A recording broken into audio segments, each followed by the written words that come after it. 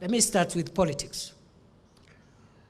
In recent months, although it has been a problem for a long time,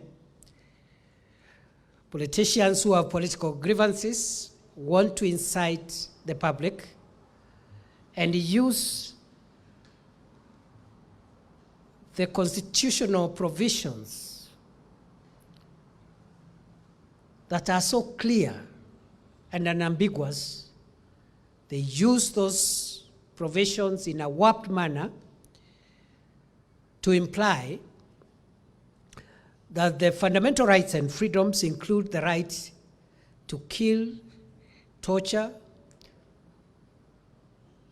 and loot people's property. I have said before, we are aware as government that we have a constitution, a very, very solid constitution, especially on the Bill of Rights. But we are also aware that constitution is carefully worded to allow the exercise of those rights within the law and in a situation of peace and law and order. Started at the national level. That culture has now percolated to the countryside, to lower levels, to low-ranking politicians, and in the period under review, we have witnessed certain behavior, if not curtailed, will make our country break down its long tradition of law and order and the rule of law.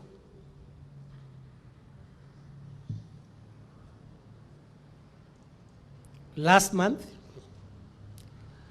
people, citizens, who had what I consider very genuine grievances against security agencies, decided they would storm the Wajir police station and try to overrun it, simply because they are aggrieved. And as I have said, I think the complaints were justified. Last week, citizens who, in my view, appear to have some grievances which appear genuine, Kericho and Bomet. What are they doing? Attacking police officers, burning police vehicles, burning tea-picking equipment, looting shops. When you ask, you're told, we have a freedom to protest and air our grievances.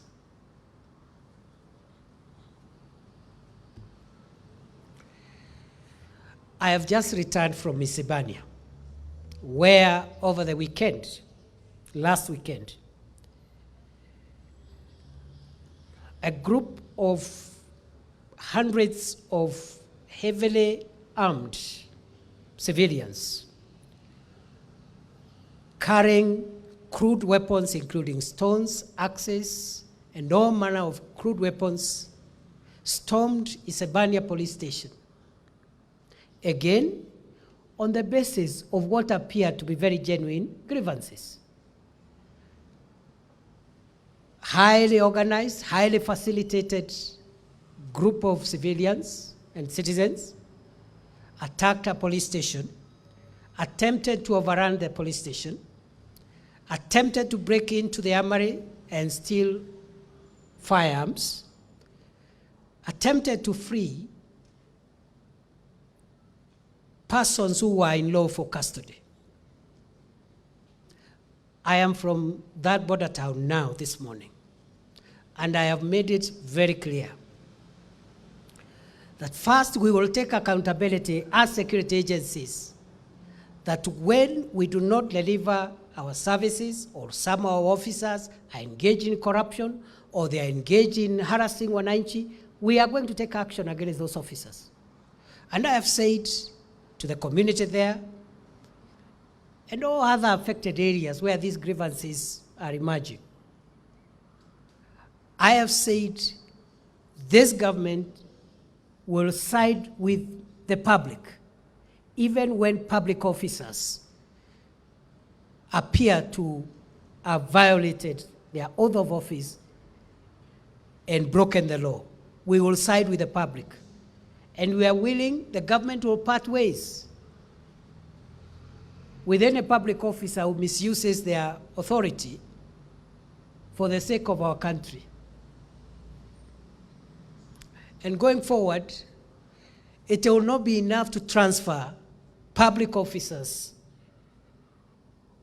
whose conduct has clearly gone outside the services they are going to provide, and the public confidence has been lost, because transferring such an officer is transferring a problem from one place in this country to another place in this country. So we'll find ways of dealing with that. But I have made it very clear today, and I repeat here, it doesn't matter the nature of the grievances we may have. We must decide as a country to resolve our grievances, be they political, historical, security grievances, administrative grievances. We must resolve them within the law, peacefully, and within the structures established under our Constitution and the laws of our country. We will not allow members of the public to use the excuse that they are aggrieved to storm security facilities and try to undermine the facilities that differentiate our country from countries which are not run on the basis of rule of law, peace, and order. Many countries in Africa have disintegrated into violence. And you know it starts like that. You are aggrieved somewhere, you attack a police station, you take their arms, you free people who are in custody, you have a problem with an officer, you go and hurt them or kill them. We cannot go that route. Any member of the public who tries to access or violate the integrity of a protected area or a security facility will be dealt with in a very, very firm and final manner. We'll apply the Constitution, we'll apply the law of our country, and we'll apply common sense. That behavior must stop. If you have grievances, let's resolve our grievances, air your grievances. If the OCS cannot listen to you, call the DIG. If the DIG can't listen to you, look for the minister. If the minister doesn't listen to you, look for the deputy president, look for the president. Look, let's find ways of having government attend to our problems. Please, fellow Kenyans, nobody in their right mind should think of trying to forcibly enter a protected area because it is against the Constitution of our country, and we will not tolerate that behavior.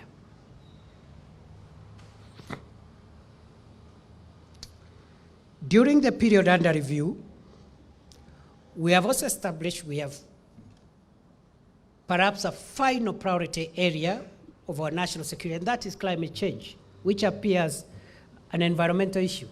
But many of the problems we are grappling with security-wise, including banditry, are as a result of conflicts and irregular movements of people from habitual places of residence. And this is because of the climate change. So we are mainstreaming climate change into our national security priorities. Having said that, allow me to say this in a few minutes, and then I finish. Other than mapping out that assessment, we also want to admit that we have had setbacks.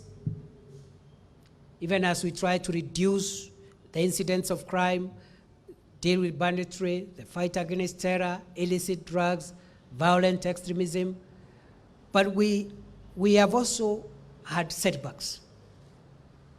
I'll just isolate 4. One, for me, one of the biggest blots on our performance as a country and as security agencies is the unfolding matter of the Shakahola Forest Massacre. For many years to come, I don't think we'll ever escape the blame, and I don't think we'll get the right words to explain how Shakahola happened, and especially how it happened in the manner in which it is unfolding. For me, the least that we can do is to make sure that it gives us enough lessons to make sure that it's never happened again. Setback number 2. We have done our own assessment during the period under review on our performance and service delivery as a ministry in all the state departments, in all the agencies in this ministry. And that review was done objectively, using experts. And the feedback we have got is not very good. The feedback we have got is that many public officers do not enjoy the confidence of the public for one reason or the other, including corruption in some of our agencies. So I want to say that's a huge setback, and in the months ahead, we must look at how to win the confidence and the trust of the people of Kenya. All our agencies, all our 3 state departments, we are not doing very well in terms of confidence levels in our service delivery. The old matter of corruption also came out very strongly, that some of our officers are engaged not only with the theft of public funds, but also with taking bribes from wananchi to induce them to offer services. Again, all the agencies, all the state departments are implicated. And I don't think it is too much to ask. If you are a public officer and for you to give service, maybe you are a chief, or you are a deputy county commissioner, or you are a police officer, and for you to serve a Kenyan, you require a bribe. Please look for something else to do.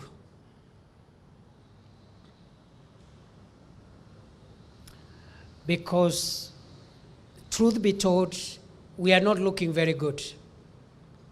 And it is not all officers, just a few people whose culture has destroyed this confidence of the public. So that issue of corruption and the diminishing public confidence is something that we want to work on, and we will be reporting progress in our next public accountability statement. And finally, organizational culture. The feedback we have got from our survey is that our work ethics, our organizational culture, our engagement with the public, matters corruption aside, is not as good. You know, it's about culture and organization behavior. So we are going again to